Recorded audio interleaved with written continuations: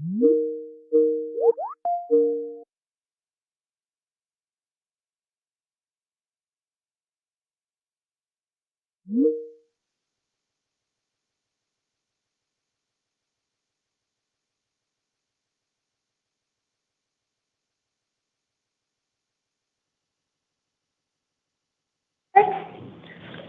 sorry, I didn't hear you. Could I get your name and date of birth? Jeanette K. Jacobson, March 29th, 67. Thank you, ma'am. It does look like you are here on a warrant coming out of Peoria Municipal Court related to failing to comply with some court orders at probation violation. I will appoint counsel and set an arraignment hearing in the Peoria Municipal Court on May 8th at 9 a.m. You have a bond of $320. If you post bond, you'll have written conditions of release, and you'll need to ensure you attend that hearing in the Peoria Municipal Court to avoid a failure to appear warrant and forfeiture of that bond. All of that will be in your paperwork. Did you have any questions? I don't know. May 8th is the court date, and bond is $300, and what, I'm not sure everything. $320 is the bond. $320? Correct. Do I have to have that cash? It's secured, so you can use a bail bonding company. A bail bond? So if you contact a bail bonding company and sign a contract with them, they usually require you to pay 10% plus provide them some collateral. When you get to the back, they'll give you access to some phones and some contacts if you want to contact them to see what would be required of you to do that. And that wouldn't require the full $320. There's numbers that you can show me? The officers will give you a list of different bail bonding companies that you can contact. Could I have my boyfriend bring that money? You could do that as well. You could contact family or friends and have them post the $320, and they'll give you the information on where that would be posted. Okay, and then the next court date will be May 8th. May 8th, and that's in the Peoria Municipal Court. The paperwork we're about to give you will have the time, date, and location, and you'll just need to ensure you go to that hearing, because if you miss it, you'll likely forfeit any bonds that you post. Okay, and this will be to decide what will they... It's related to, I don't have much information because it is a municipal court case, but they've indicated you violated your probation there. So I was supposed to pay $100 and take these domestic classes that I had already taken before. So definitely discuss that with your attorney, because they will have more information on what specifically they're indicating you violated, but that's the information I have, is that it's a probation violation warrant, and they'll tell you what you need to do. Oh, I see, because where I was staying at, I didn't violate. It's confusing. That charge is from some other person, and then what happened just the other day was where I was staying at. The man that one of the other people that lived there was came out and started yelling and fighting with me, and I jumped into the van to hide from him because he had hit me before at a different time when he was yelling at me. So I was afraid of him, and so I kept telling him, leave me alone, leave me alone. And that's when police showed up, basically, after that. And as far as I can tell, at this time, they haven't charged you with anything from the arrest the other night. You were just picked up on this pending warrant you have from the probation violation on a different case. Probation violation. You don't know specifically what? I don't. They didn't. The warrant doesn't provide details other than it's a probation violation out of the Peoria Municipal Court.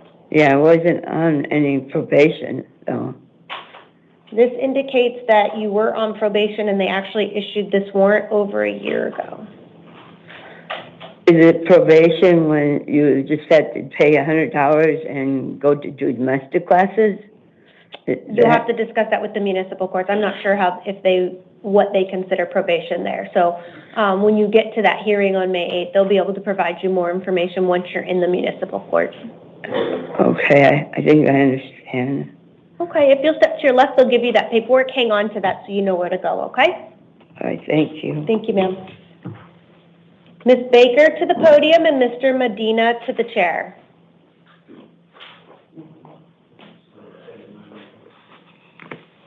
Good morning. Can I get your name and date of birth? Randy Malik Baker, 82585. Thank you, ma'am. It does look like you are here on 2 probation violation warrants, alleging you violated terms 3 and 5 in each of your probation cases. I am going to appoint counsel and set a probation revocation hearing May 12th at 8:30. You have a $150 bond in each case for a total of $300. If you post bond, you have written conditions of release that will include contacting your probation officer within 72 hours. You'll also need to ensure you attend that hearing to avoid any failure to appear warrants. Did you have any questions? No, ma'am. Okay, if you'll step to or take a seat out there. Thank you, ma'am. Mr. Medina to the podium and Ms. Lowe to the chair. Good morning. Could I get your name and date of birth? Juan Carlos Medina, January 27, 1994. Thank you, sir. It does look like you are here on a probation violation warrant with allegations you violated terms 3, 7, and 15 of your probation. I'll appoint an attorney to represent you, and you'll have a probation revocation hearing May 12th at 8:30. I'm affirming the secured appearance bond of $250. If you post bond, you have written conditions of release. It does include contacting your probation officer within 72 hours, and then you'll need to ensure you attend that hearing to avoid any failure to appear warrants and forfeiture of the bond. Do you have any questions? So it's not $600? Say that again? It's not 600 then? Because it says 600 on my paper. The bond I have shows $250. Do you have other warrants out? On the Scottsdale, but they said that one was $200. I can't see the Scottsdale one, It's but a city issue. the probation violation, the warrant, the bond on the warrant's $250. So I'm not specifically sure what the 600 one you're referring to is. Looks like officer might have some information. This is Juan Medina. Yes. So he does have a $600 hold throughout Scottsdale Magistrate. If he does post a $250 bond, he would have to also post a $600 bond to be totally released. Okay. Okay, good. It's the other way around then. So it sounds like the $600 is coming out of Scottsdale.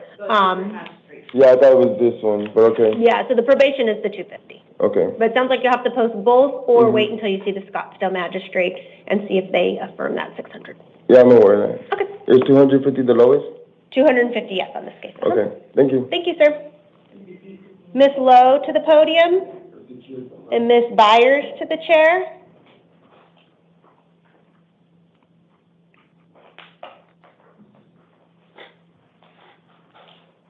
Ms. April Lowe, she's coming. Thank you.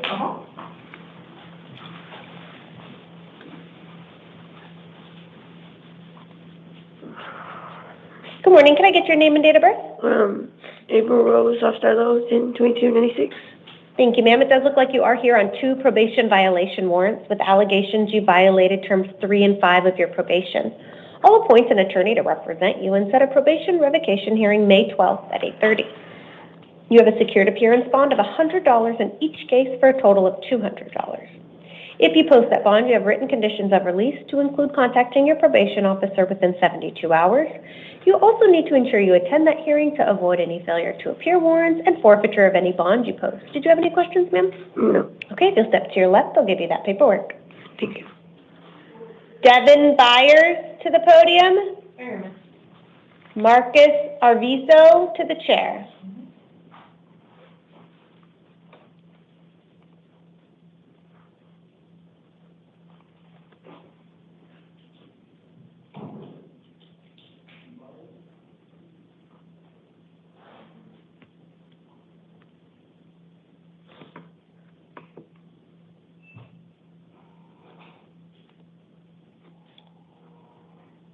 Mr. Arvizo, do you want to come to the podium while we wait?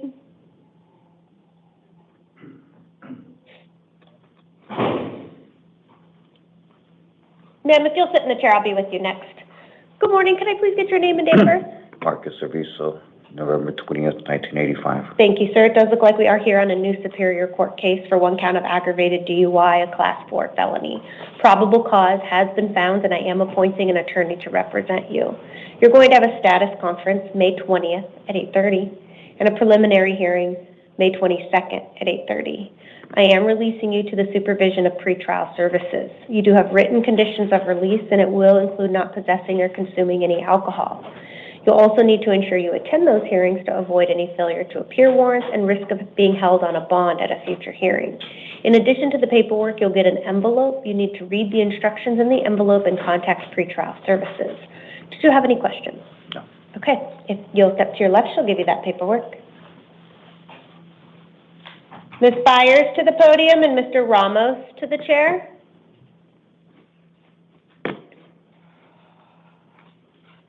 Good morning, ma'am. Could I get your name and date of birth? Devin Byers, 8889. Thank you, ma'am. Are you currently being held on something else right now? Yeah, I had like a few warrants that I didn't know about because I was incarcerated for 35 days, and I tried to put in tank orders for all of these, but they never like rescheduled. Are they Superior Court or City Court? No, they're city. Do you know how many warrants you have? I have 2 for Chandler, and then I have this one. Okay. Officer, do you know when her Chandler hearing is going to be? I do not. There's no hearing for that. Okay. I came on the Gilbert one, so I don't have a hearing for the Chandler one. So you already saw City of Gilbert? Yeah. Do you have a bond? Yeah. Okay. So you have another warrant coming out of the Pioneer Justice Court? Yeah, that's the one that I'm talking about, that I was trying to take care of while I was in custody, but I never got any motion to refile. I had my daughter call the first time I ever got arrested and reschedule it, but I was still in custody when the new court date came, so they issued a warrant. So. Okay. So what I'm going to do, since you're already going to be in custody on the City of Gilbert warrant, I'm going to appoint an attorney, set an arraignment hearing in the Pioneer Justice Court for May 8th at 8:30, and then I'll place a $50 bond. We just call it a placeholder bond. If I don't do that, you're going to be in the same problem you had last time, is they're not going to make you available if I don't place a bond on this case, and you're going to miss it and get another warrant. When they go to release you on the City of Gilbert, they'll page to you again. So I'll set the $50 bond. If you end up posting bond for the Gilbert case, make sure you post the $50 bond, attend the hearing in Pioneer Justice Court. If you don't post the bond before May 8th, they should make you available for the hearing. Is there any way that I can, since I'm in custody, that I can just do the Chandler one, or no?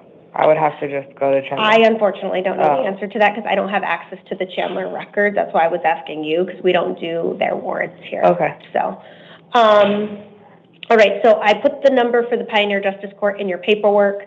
Date, time, and location will also be listed in there. If you do post bond, you have written conditions of release, and then, of course, like I said, just make sure you attend that hearing, okay? Okay. If you step to your left, they'll give you that paperwork. Thank you. Thank you.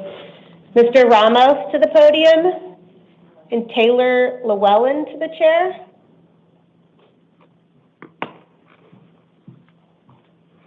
Good morning. Can I get your name and date of birth? Brian Ramos, 7/22/92. Thank you, sir. It does look like you are here on a new Superior Court case. It does include 1 count of aggravated assault, a Class 5 felony, and 1 count of disorderly conduct, a Class 1 misdemeanor. Probable cause has been found, and I'm appointing an attorney to represent you. You're going to have a status conference May 20th at 8:30 and a preliminary hearing May 22nd at 8:30. I am releasing you to the supervision of pretrial services. You have written conditions of release you need to comply with. You'll also need to ensure you attend those hearings to avoid any failure to appear warrant and risk of being held on bond at a future hearing.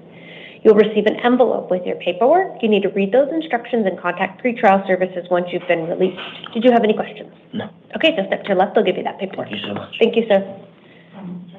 Mr. Llewellyn to the chair and to the podium, and Mr. Anderson to the chair.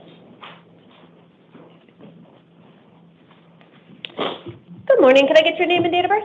Taylor Llewellyn, 09/22/98, ma'am. Thank you, sir. It does look like you are here on a warrant coming out of the Peoria Municipal Court. Looks like it relates to a charge from 2017. You had liquor in your body under the age of 21. Yes. It's a post-adjudication warrant. Typically, it means you either failed to pay some fines or failed to comply with some classes, and they issued this warrant. So due to the nature of your charges, you're not entitled to court-appointed counsel. You will have an arraignment hearing in Peoria Municipal Court May 27th at 9 a.m. I'm going to release you on your own recognizance at your promise to appear at that hearing. Date, time, location will be in your paperwork as well as their phone number. You can contact them beforehand to get some additional information. You have written conditions of release you need to comply with, and then you'll just need to ensure you attend that hearing so you don't get a failure to appear warrant issued for you. Any questions? No, ma'am. Okay, just step to your left, I'll give you that paperwork. Thank you, sir. Mr. Anderson to the podium and Mr. Tellez to the chair.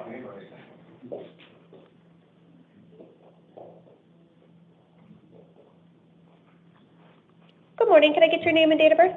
Kevin Anderson, 10/31/83. Thank you, sir. It does look like you are here on a probation violation warrant with allegations you violated terms 6 and 7 of your probation. I'm going to appoint an attorney to represent you, and you'll have a probation revocation hearing May 12th at 8:30. I'm releasing you today on your own recognizance that you promised to appear at those hearings. You do have written conditions of release you'll need to comply with. It does include contacting your probation officer within 72 hours. You'll need to ensure you attend that hearing to avoid a failure to appear warrant and risk of being held on bond at a future hearing. Did you have any questions? No, yeah, we did already speak, my probation officer and I, on Thursday. It was miscommunication when they had switched POs, and we had a plan. I was supposed to go in Wednesday, and I intended to call him this morning to ask if I should just come down here first, and then I got picked up on it. So Okay. I have no problem contacting, and we've already spoke. Okay, even though you spoke, just make sure you still let them know you were picked up, you've been released, you have your hearing date, and just kind of touch base with them. The phone number will be in your paperwork if you don't have it on you, okay? Okay. Thank you, sir. Just step to your left, I'll give you that paperwork. Mr. Tellez to the podium, and Mr. Garcia Serrano to the chair.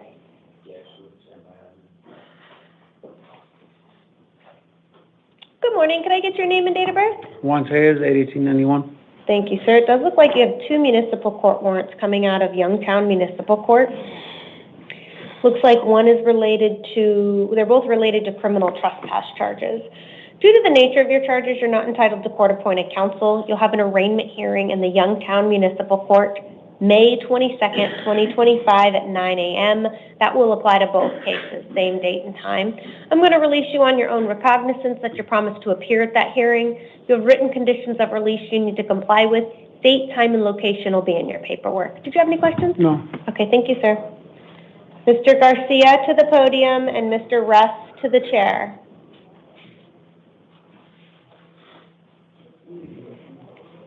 Good morning, can I get your name and date of birth? July 9, 1995, Edwin Garcia Serrano. Thank you, sir. It does look like you are here on a new justice court case, including 1 count of criminal damage, a Class 1 misdemeanor.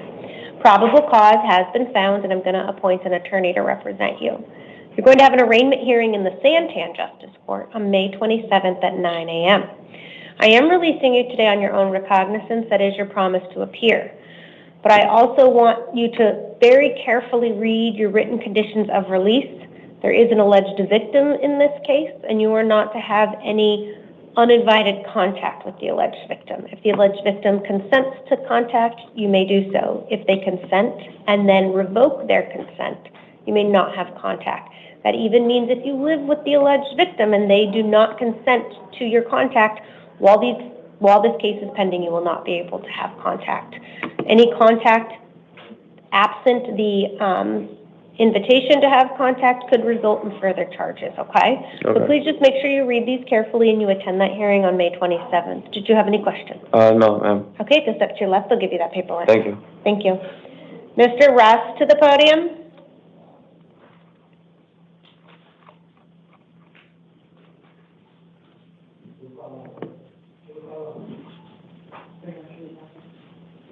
Good morning, can I get your name and date of birth? My name is Marvin Russ, born April 14, 1986.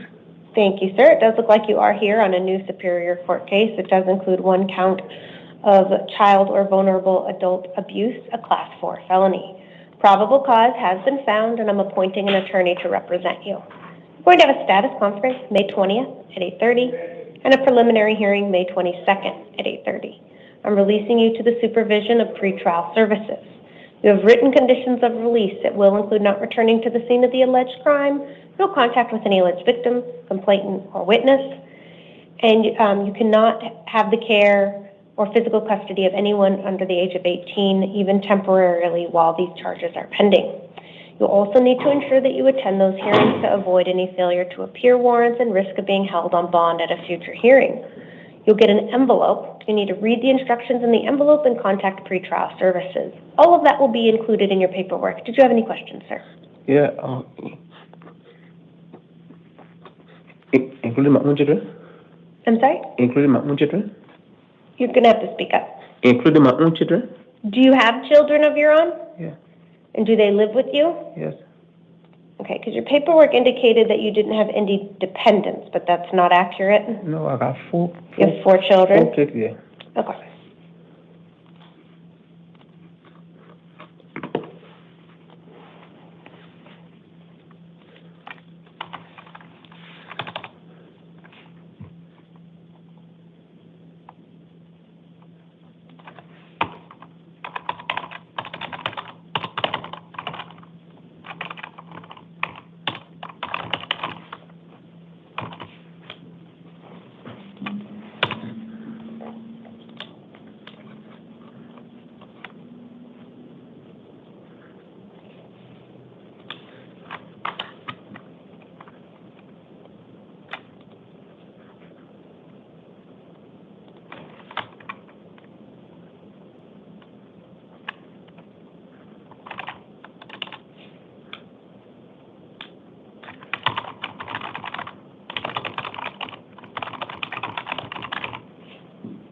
Okay, so I will not include your children, okay?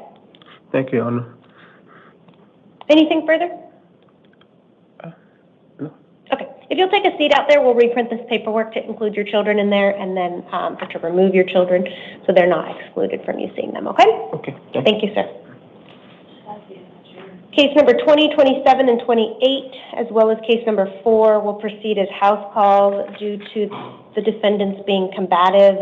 Case number 20, 27, and 28 are Marco Lopez, date of birth December 14th, 1991. We are here on a new Superior Court case. It includes 1 count of possession of a weapon by a prohibited person, a Class 4 felony, and 1 count of possession of a deadly weapon, and it was a defaced weapon, a Class 6 felony. Probable cause has been found, and I'm appointing an attorney to represent him. I'm setting a status conference May 12th at 8:30 and a preliminary hearing May 14th at 8:30. He has a secured appearance bond of $2,500 on this case. He's also on probation in 2 cases. It's a Term 1 violation when he was picked up for this new offense. I will appoint counsel and set a probation revocation hearing May 12th at 8:30 and a secured appearance bond of $100 in each probation case for a total of $2,700. If bond is posted, he'll have written conditions of release, including contacting his probation officer within 72 hours. If anything changes after I meet with him, I will update the written record.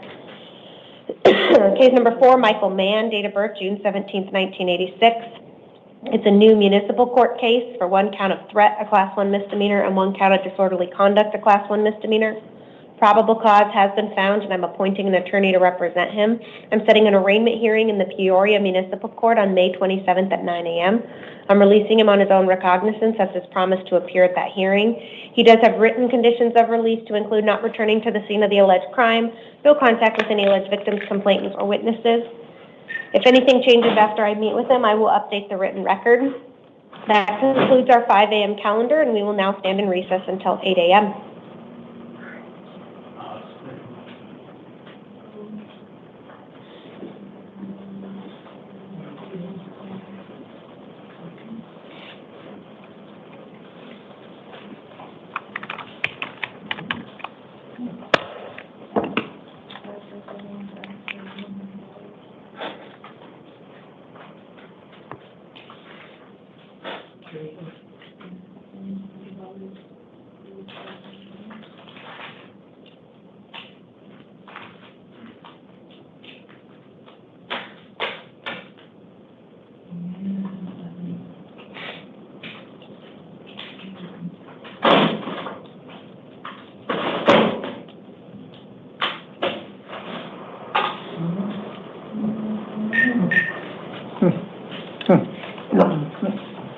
How's it going?